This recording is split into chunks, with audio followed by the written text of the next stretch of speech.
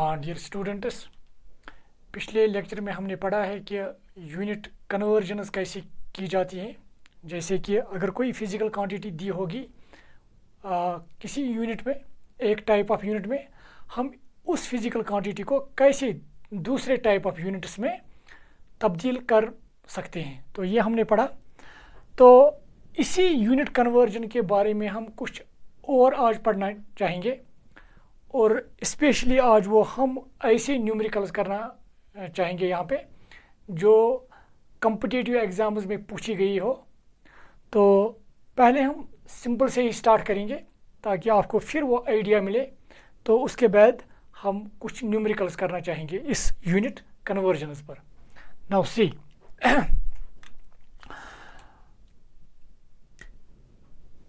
अगर हम फिर सिंपल से स्टार्ट करें कि अगर हमें ये पूछा जाए कि 200 ग्राम को हमें केजीज़ में बताना होगा कि वो कितने केजीज़ होंगे, ये हमें बताना है। तो अगर आपको याद होगा, मैंने आपसे कहा था कि सिंपल सा तरीका क्या है कि जिस यूनिट में आपको ये तब्दील करना है वो आप राइट साइड में लिखेंगे, मगर वो स्टेप लिखने से पहले आपको पहले ये पता होना चाहिए कि जिन यूनिट्स के दरमियान आप कन्वर्शन करने जा रहे हैं आपको उनके दरमियान रिलेशन पता होनी चाहिए। जैसे कि हमें ये पता होना चाहिए कि कितने ग्राम कितने केजीज़ के बराबर होते हैं, ये हमें पहले पता होनी चाहिए। मतलब हमें ग्राम और केजीज़ के दरमियान रिलेशन पता होनी चाहिए, तभी हम 200 ग्राम्स को केजीज़ में तब्दील कर सकेंगे। नाउ चूँकि यहाँ से ही स्टार्ट करेंगे सॉल्यूशन। हम जानते हैं कि we know 1000 gram is equal to 1 kg। तो अगर आपको याद होगा, हम ये रिलेशन इस तरह से भी लिख सकते हैं, 1 kg is equal to 1000 gram. Is clear? अब क्या मुझे ये वाली रिलेशन लिखनी चाहिए या ये वाली रिलेशन लिखनी चाहिए? तो मैंने आपको कहा था पिछले लेक्चर में कि वो रिलेशन हम इन दो में से लिखेंगे जिसमें हमारा जो रिक्वायर्ड यूनिट है, जिसमें हमें आंसर चाहिए, वो यूनिट हमें राइट साइड में होना चाहिए। क्योंकि हमें यहाँ पे आंसर डिजायर्ड यूनिट है केजीज़, हमें केजीज़ में आंसर चाहिए। तो इन दो रिलेशंस में केजीज़ किस जगह पे राइट साइड में है, तो इस रिलेशन में राइट साइड पे है और इस साइड में लेफ़्ट साइड में है। तो इन दो रिलेशंस में हम उसी रिलेशन को इस्तेमाल करेंगे कि जो यूनिट हमें ज़रूरत है वो हम राइट साइड में रखेंगे। तो इसका मतलब हम ये वाली रिलेशन यहाँ पे इस्तेमाल करेंगे। नाउ सी, अब मैं इसको रब करने जा रहा हूँ। तो अब सबसे पहले कि 1000 gram is equal to 1 kg। फिर अगर आपको याद होगा, मैं फिर ये कहने जा रहा हूँ, जब भी दो यूनिट्स के दरमियान रिलेशन हमें पता है तो हमें पहले 1 यूनिट की का वैल्यू चाहिए यहाँ पे। मतलब 1000 gram is equal to 1 kg और 1 ग्राम इज इक्वल टू 1, ये वाला 1, और ये 1000 जो भी लेफ़्ट साइड में होगा उस रिलेशन में वो इसके डिवाइड होगा केजीज़। तो ये तो मैंने इससे पहले भी कहा था। सो जो भी रिलेशन होगी पहले हम 1 का निकालेंगे, और जब हमने 1 का निकाला फिर उसके बाद जिसका भी निकालना होगा वो इससे फिर मल्टीप्लाई करना पड़ेगा। जैसे कि 1000 gram is equal to 1 kg, तो 1 ग्राम किसके बराबर होगा? 1, जो राइट साइड वाला डिजिट है दैट इज़ 1, उसको लेफ्ट साइड वाले डिजिट्स डिवाइड करने हैं और यूनिट्स राइट साइड का ही रहेगा, जो कि मैंने आपको कहा भी था। फिर भी मैं यहाँ पे फिर ये दोहराना चाहूँगा। So 1 gram is equal to 1/1000 kg। अब जितने ग्राम्स को मुझे केजीज़ में अब तब्दील करना है, चूँकि मुझे 1 ग्राम का पता है तो वो मुझे इसे मल्टीप्लाई करना है। जैसे कि अगर मैं बताऊँ 2 ग्राम किसके बराबर होगा, सो 1/1000 इंटू 2 kg। 3 ग्राम किसके बराबर होगा? 1/1000 इंटू 3 kg। 1 का पता होना चाहिए, तो उसके बाद जिसका भी आपको वैल्यू चाहिए वो आप इससे मल्टीप्लाई करेंगे। या 0.5 ग्राम किसके बराबर होंगे? 1/1000 इंटू 0.5 kgs। तो हमें एक्चुअल यहाँ पे पूछा क्या गया है?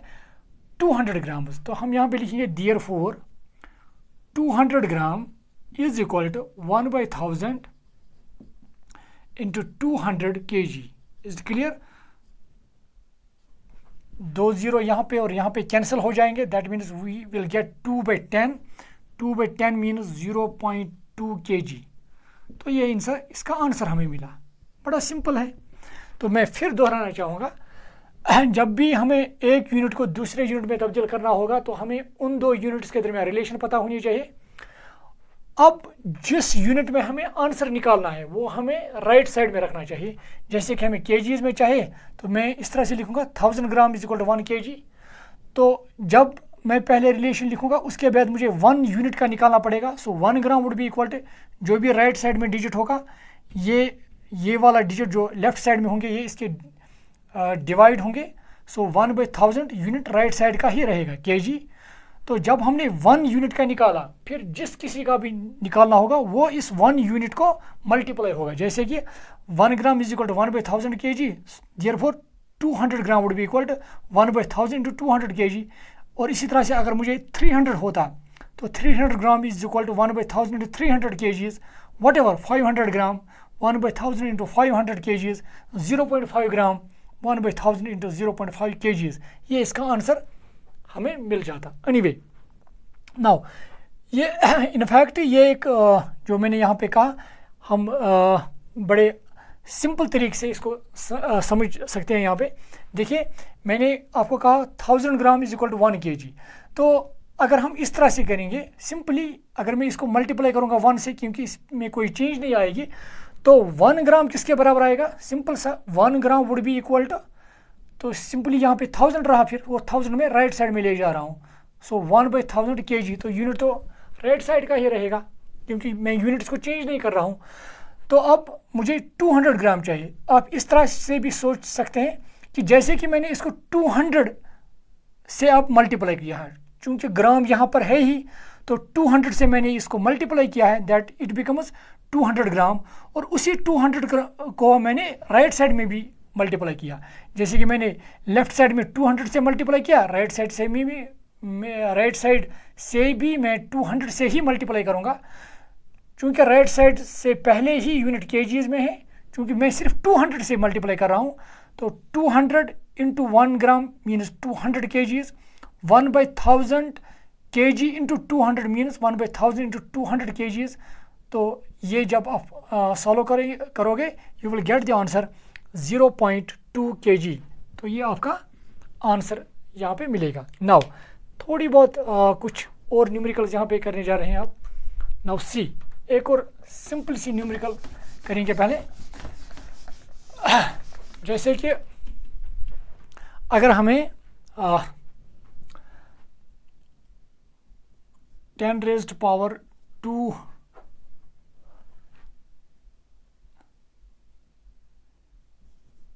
एंगस्ट्रॉम्स को मीटर्स में तब्दील करना है, तो हमें मीटर्स में तब्दील करना है। 10 raised power 2 एंगस्ट्रॉम कितने मीटर्स होते हैं? तो सबसे पहली बात, हमें एंगस्ट्रॉम और मीटर्स के दरमियान रिलेशन पता होनी चाहिए। तो सॉल्यूशन यहाँ पे, नाउ एंगस्ट्रॉम और मीटर्स में तो हमें पता है कि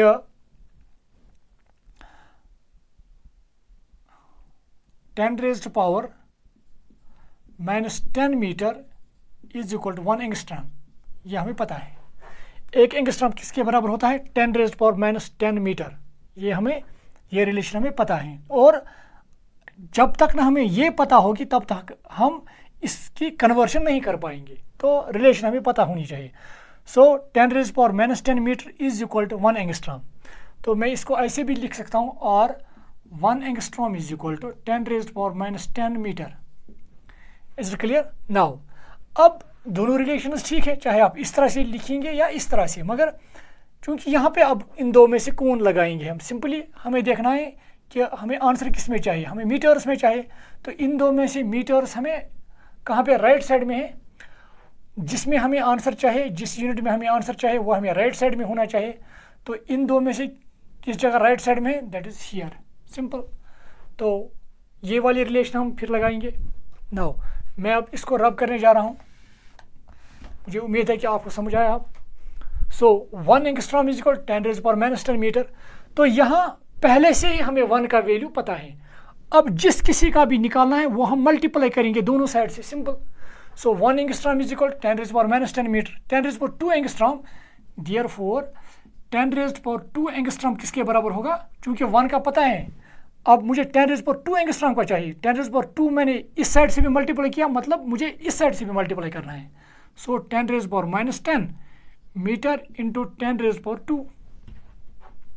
मैं फिर कहने जा रहा हूँ 1 एंगस्ट्रॉम इज इक्वल 10⁻⁻10 मीटर। यहाँ मुझे पहले ही 1 यूनिट का पता है, अब मुझे जिस किसी का भी निकालना है वो मैं इसे सिंपल मल्टीप्लाई करूँगा।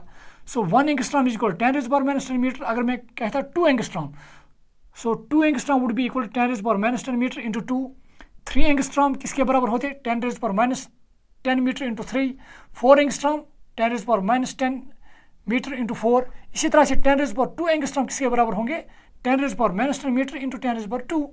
सो सिंपल, व्हेन अगर आप यहाँ पे देखिए, when bases are same power should be added, तो यहाँ पे 10⁻⁻10 है, यहाँ पे +2 है, तो इसका मतलब है आंसर आएगा 10⁻⁻8 मीटर। तो ये हमें आंसर यहाँ पे मिलेगा। तो इसका मतलब 10⁻2 एंगस्ट्रॉम किसके बराबर है, 10⁻⁻8 मीटर। तो ये आप नोट कीजिएगा। यहाँ पे एक और न्यूमेरिकल करने जा रहे हैं हम। नाउ अगर हम इसी न्यूमेरिकल को इस तरह से करते, आप मतलब अगर ये न्यूमेरिकल इस तरह से अब होती, हमें 20 मीटर्स को एंगस्ट्रॉम्स में बताना है। This is the question, 20 metre कितने एंगस्ट्रॉम होते हैं, ये हमें यहाँ पे बताना है। नाउ सिंपली अब हमें क्या करना है, पहले मीटर और एंगस्ट्रॉम के दरमियान रिलेशन होनी चाहिए, पता होनी चाहिए। Solution, we again know 1 angstrom is equal to 10⁻⁻10 metre. Now और या मैं इस तरह से लिखूंगा, और 10⁻⁻10 metre is equal to 1 angstrom.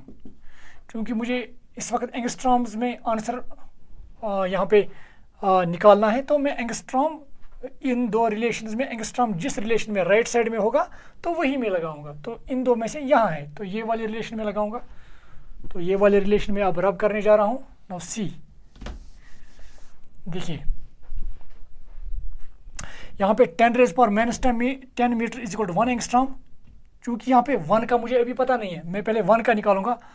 और 1 मीटर किसके बराबर होगा, फिर वो हो गया 1, ये वाला डिजिट, ये वाले डिजिट इसके डिवाइड में होंगे, 10⁻⁻10 यूनिट यही रहेगा। सिंपल सा, या आप इस तरह से भी समझ सकते हैं।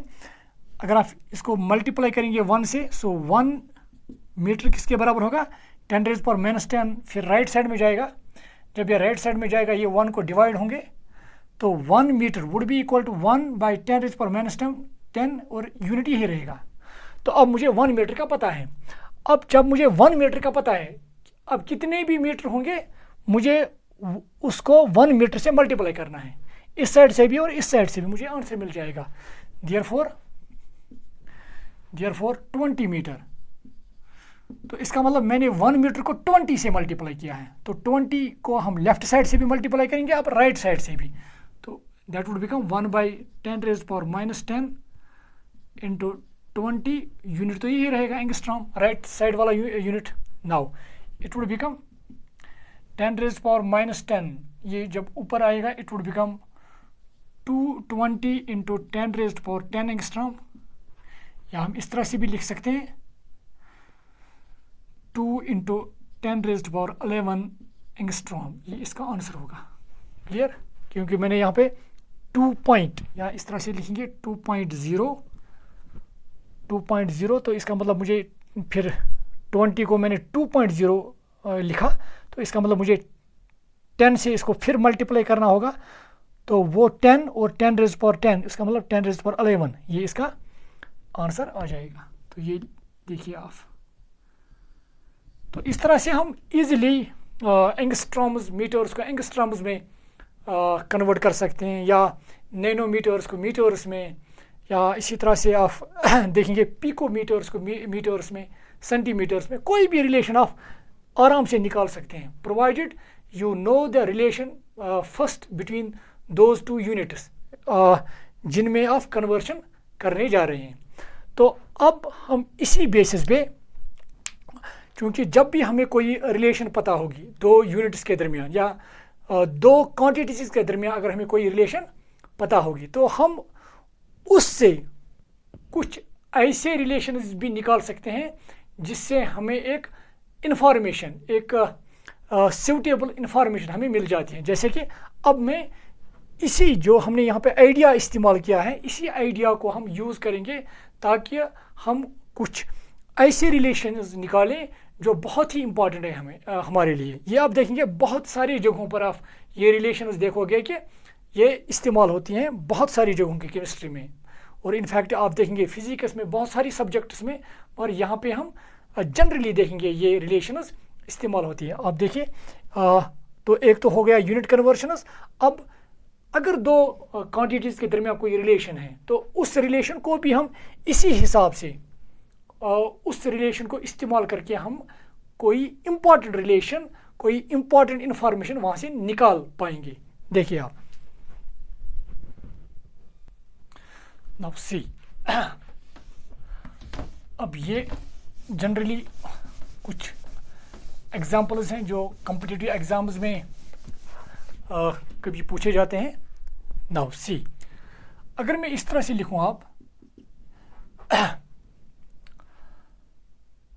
How many electrons way 1 kg if mass of one electron is 9.1 into 10 raised power minus 31 kg. Now see, how many electrons weigh 1 kg? हमें निकालने हैं इलेक्ट्रॉन्स। कितने इलेक्ट्रॉन्स का वजन किसके बराबर होगा? 1 kg के बराबर। हमें दिया क्या है यहाँ पे? 1 इलेक्ट्रॉन, जो 1 इलेक्ट्रॉन है उसका मास कितना है? 9.1 into 10 raised power minus 31 kg। तो हमें फिर इलेक्ट्रॉन, नंबर ऑफ इलेक्ट्रॉन्स और मास के दरमियान पहले रिलेशन दी हुई है, तो इस रिलेशन से हम एक ऐसी रिलेशन निकाल सकते हैं, एक ऐसी इंफॉर्मेशन निकाल सकते हैं जो हमें यहाँ पे पूछी जा रही है। Now see solution, simple. आप देखेंगे तो मैं इस तरह से लिखूंगा कि मुझे यहाँ पे इलेक्ट्रॉन्स निकालने हैं। कितने इलेक्ट्रॉन्स? 1 kg मास के बराबर होंगे। तो मैं इस तरह से लिखूंगा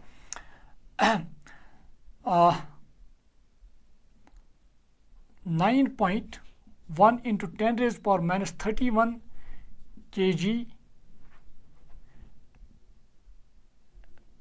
kg mass is possessed by how many electron? 1 electron। इतना मास कितने इलेक्ट्रॉन्स के पास है? 1 इलेक्ट्रॉन के पास। या मैं इस तरह से भी लिख सकता हूँ, और 1 electron has mass equal to 9.1 into 10 raised power minus 31 kg। बड़ी सिंपल सी बात है, दोनों रिलेशन सेम है, दोनों का मतलब एक ही है, मगर लिखने का अंदाज यहाँ पे डिफरेंट है। देखिए यहाँ पे मैंने लिखा 9.1 into 10 raised power minus 31 kg mass is possessed by how many electrons? 1 electron. यहाँ पे मैंने लिखा एक इलेक्ट्रॉन का मास कितना है? 9.1 into 10 raised power minus 31 kg। ये तो इन्फॉर्मेशन पहले ही क्वेश्चन में दी हुई है। हमें निकालना क्या है? हमें निकालने हैं, देखिए आप, हाउ मेनी इलेक्ट्रॉन्स, हमें इलेक्ट्रॉन्स निकालने हैं। तो हमें चूंकि इलेक्ट्रॉन्स निकालने हैं, अब इन दो रिलेशंस में इलेक्ट्रॉन्स का नंबर किस रिलेशन में राइट साइड में है? यहाँ पे number of electrons right side में है, यहाँ पे mass of electron right side में है। तो हमें इलेक्ट्रॉन्स निकालने चाहिए तो ये वाली रिलेशन हम इस्तेमाल करेंगे। तो सी, अब मैं ये रिलेशन यहाँ पे रब करने जा रहा हूँ, तो इसका मतलब हमें ये पता है अब 9.1 into 10 raised power minus 31 kg mass is possessed by how many electrons? 1 electron. और तो अगर मैं सिंपली यहाँ से 1 kg लिखूँ, 1 kg mass is possessed by how many electrons? 1 divided by, क्योंकि यहाँ मैंने, जैसे कि यहाँ पे मैंने 1 केजी का निकाला, आप समझो मैंने यहाँ पे 1 लिखा था, 1 और केजी, तो इसका मतलब ये वाली टर्म इस 1 के डिवाइड होगी, तो ये वैल्यू क्या आएगा 9.1 इंटू 10⁻³ -31 इलेक्ट्रॉन्स। यहाँ पे देखिए मैं फिर यहाँ पे चूँकि यूनिट इलेक्ट्रॉन ही यहाँ पे रहेगा, देखिए कैसे मैंने सिंपली 1 kg को इसी साइड में रखा, तो यहाँ पे सिंपल मैंने एक नंबर यहाँ से उठाया और इस नंबर को, सिर्फ प्योर नंबर को मैंने राइट साइड में लिया, तो यहाँ पे 1 इलेक्ट्रॉन, यूनिट तो इलेक्ट्रॉन ही है, ये 9.1 इंटू 10⁻³ जो है ये इस 1 को डिवाइड हुआ यहाँ पे, सिंपल। तो 1 kg mass is possible by how many electrons, 1 by this much of electrons. तो इसको सॉल्व करेंगे आप, सिंपल। सो अगर आप 1 को डिवाइड करेंगे 9.1 से, तो ये किसके बराबर आएगा, नाउ सी। तो अगर हम इस तरह से लिखेंगे 91, अगर हम इसको 91 लिखेंगे यहाँ पे, तो इसका मतलब है 0.0, तो फिर 0, यहाँ पे 0 1 91 9 0, तो इसका मतलब यहाँ पे 0 आ जाएगा। तो इसका मतलब है यहाँ पे जो आंसर हमारा आएगा that would be 0.01,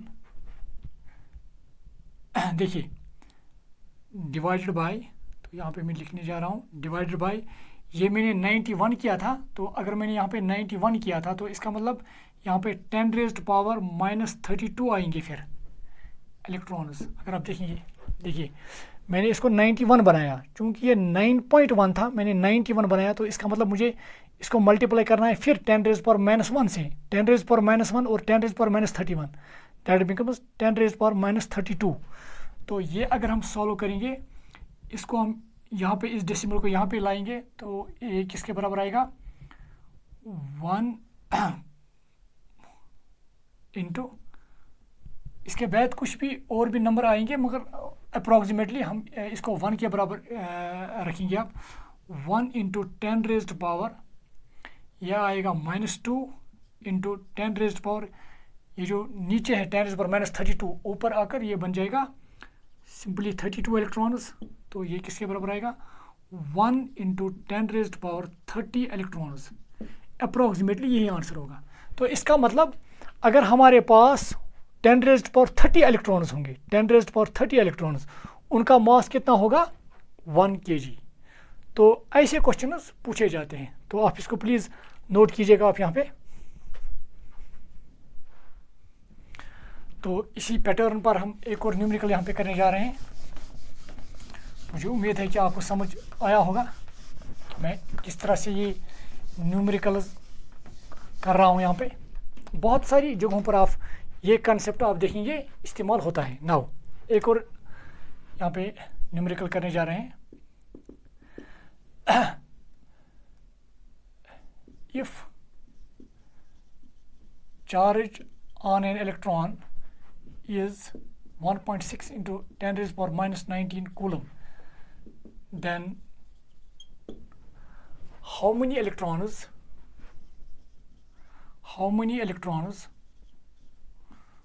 would have charge equal to 1 coulomb। देखिए यहाँ पे क्वेश्चन है कि एक इलेक्ट्रॉन है उसकी चार्ज कितनी है, इतनी 1.6 इंटू 10⁻⁻19 कूलम। हमें बताना है कि अगर हम 1 कूलम चार्ज देखेंगे वो कितने इलेक्ट्रॉन्स के पास होगी। सिंपल सा फिर यही रिलेशन है, हमें पहले कूलम्स और नंबर ऑफ इलेक्ट्रॉन्स के दरमियान रिलेशन पता होनी चाहिए, और वो है हमें पता है कि एक इलेक्ट्रॉन के पास इतनी चार्ज है। नाउ मैं इस तरह से लिखूंगा आप solution.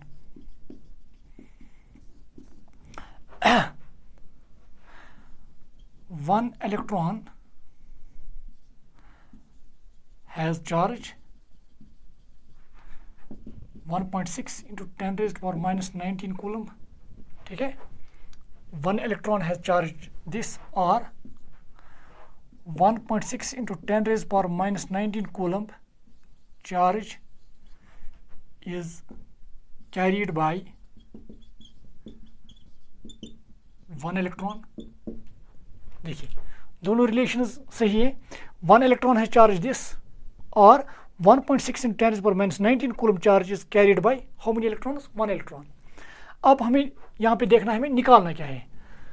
If charge on an electron is this, then how many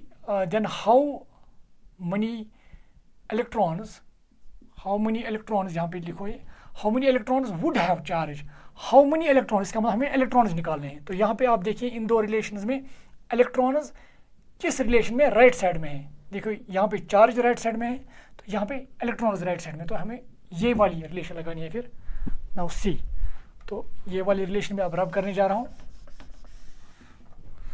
देखिए आप, this much of charge is positive by 1 electron, और देखिए 1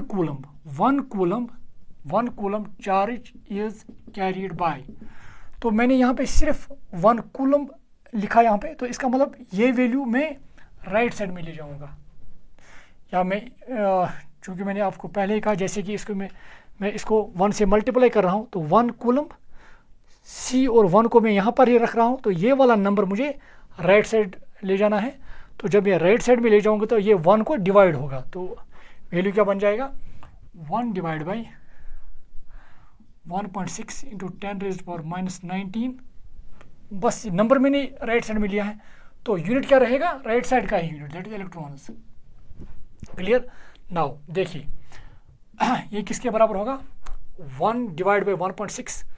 अगर मैं 1.6 के बदले 16 लिखूंगा तो 16, तो इसका मतलब मैंने डेसिमल को राइट साइड लिया है, तो इसको मुझे फिर मल्टीप्लाई करना पड़ेगा 10 रेज़्ड पावर माइनस 1 से. नाउ ये किसके बराबर आएगा, 116.0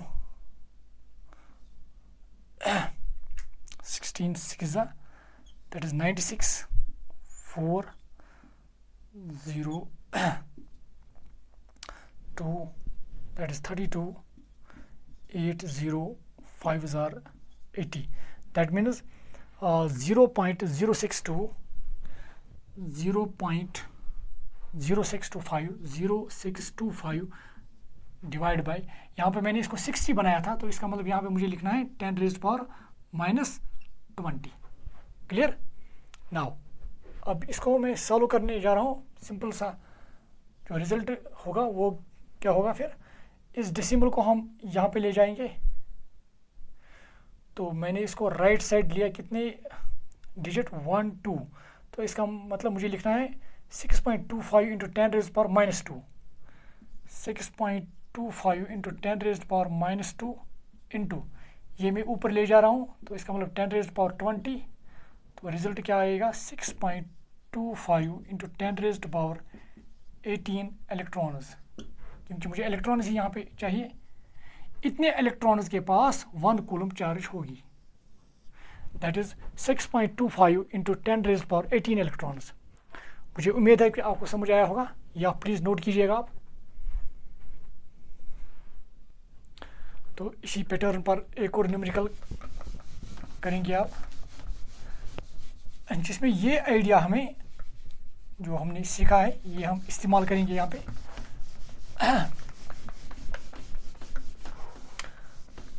आप देखेंगे कि जो भी मोल कंसेप्ट है वहाँ पे बहुत सारी न्यूमेरिकल्स आप इसी कंसेप्ट के बेसिस पे सॉल्व करोगे.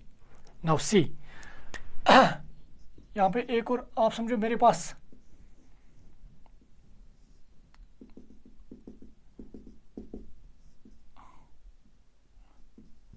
थाउजेंड सेंटीमीटर क्यूब एक सोल्यूशन है, और इसमें हमने शुगर डाला है, सक्रोज. कितने molecules, 6.02 10 raised power 23 molecules of sugar. ठीक है. इनफैक्ट आप देखोगे मोल कंसेप्ट में जब हम 6.02 10 रेज़्ड पावर 23 मॉलिक्यूल्स लेते हैं, तो इसका मतलब है मैं शुगर का 1 मोल ले रहा हूँ. यहाँ पे मैं शुगर का 1 मोल ले रहा हूँ. तो हम अभी मैं नंबर का ही इस्तेमाल यहाँ पे करूँगा। 1000 सेंटीमीटर क्यूब में इतने मॉलिक्यूल्स हैं, ठीक है।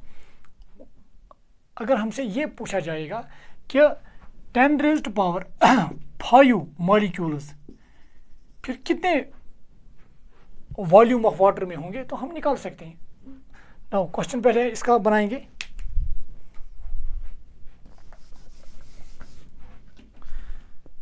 If 1 liter solution contains 6.02 into 10 raised power 23 sugar molecules, then how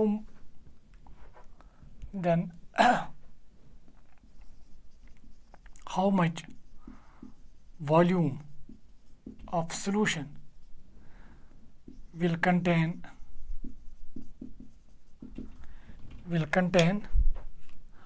then how much volume of solution will contain 10 raised power 5 molecules।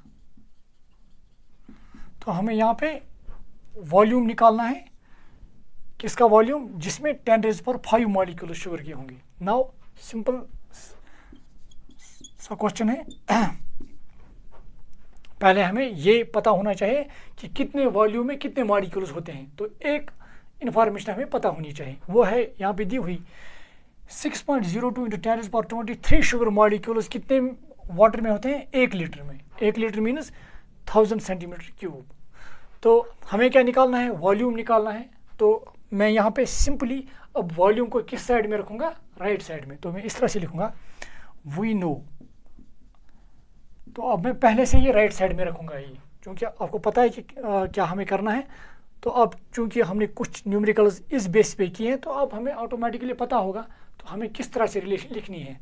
तो जो हमें निकालना होगा वो हम राइट साइड में रखेंगे। तो मैं इस तरह से लिखूँगा we know 6.02 into 10 raised power 23 sugar molecules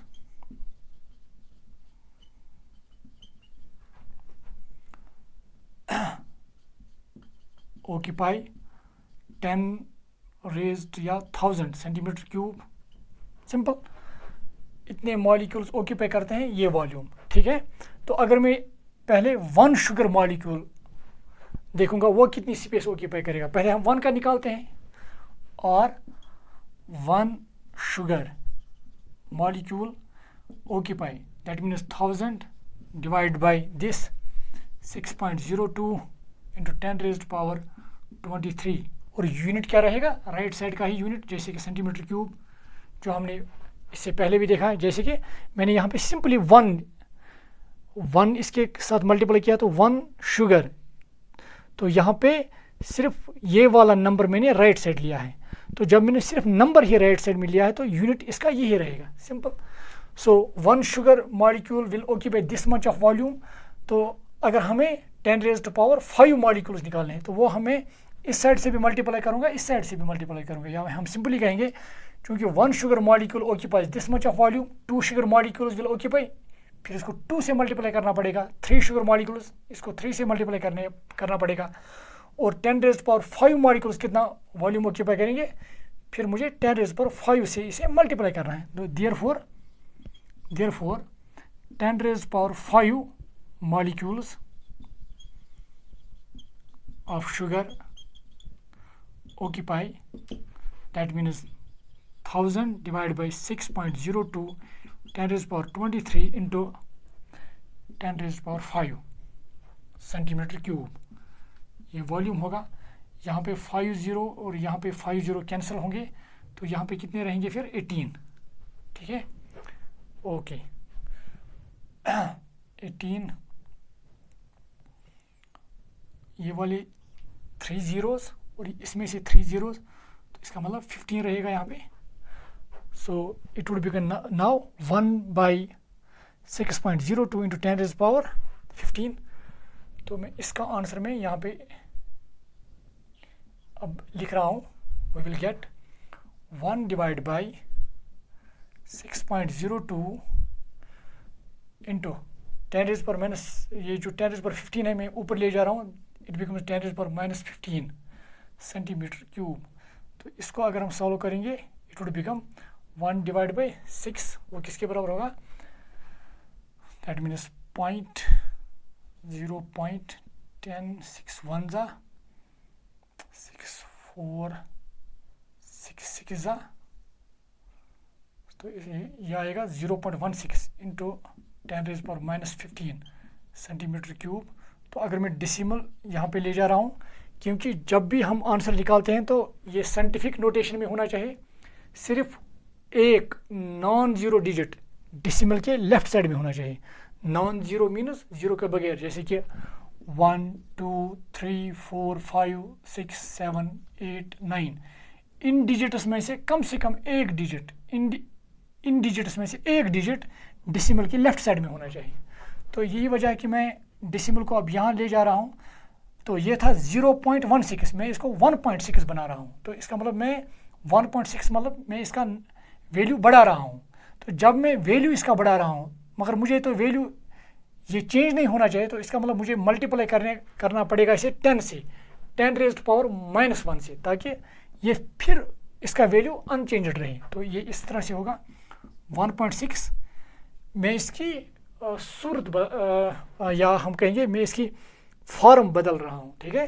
तो 1.6, क्योंकि ये 0.16 है, मैंने इसको 1.6 लिखा, तो इसको मुझे पहले मल्टीप्लाई करना पड़ेगा 10⁻⁻1 से इंटू 10⁻⁻15 सेंटीमीटर क्यूब। तो इसका आंसर जो अब आएगा 1.6 10⁻⁻16 सेंटीमीटर क्यूब।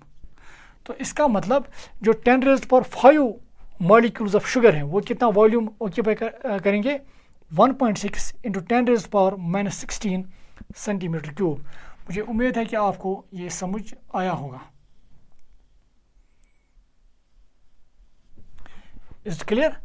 सो ये थे कुछ न्यूमेरिकल्स जो हम इस बेसिस पे, जो कि यूनिट कन्वर्शंस हमने पढ़ा था कि कैसे अगर कोई फिज़िकल क्वांटिटी होगी एक यूनिट में, हम इसको कैसे दूसरे यूनिट्स में तब्दील करते हैं। और इसमें जो हम एक इक्वलिटी, जब दो क्वांटिटीज़ की रिलेशन दी होती हैं, तो उस रिलेशन के बेसिस पे हम कैसे एक इम्पॉर्टेंट इंफॉर्मेशन हम उस रिलेशन से कलेक्ट कर पाते हैं। सो this was about the conversions. ये आज के लिए जो भी हमने यहाँ पे सीखा, ये आप देखेंगे कि बहुत सारी जगहों पे ये इस्तेमाल होगा, बहुत सारी जगहों पे, बहुत सारे न्यूमेरिकल्स करने में, जैसे कि मोल कंसेप्ट पे न्यूमेरिकल्स हैं बहुत सारे, जो आप इसी कंसेप्ट के बेसिस पे आप सॉल्व करोगे, या इसी तरह से स्टेशियोमेट्री, इनफैक्ट सरफेस केमिस्ट्री में आप देखोगे बहुत सारी जगहों पे ये न्यूमेरिकल्स आप करोगे इसी बेसिस पे, इसी तरह से थर्मोडायनेमिक्स में, so on. So this was all for today. Thank you dear students.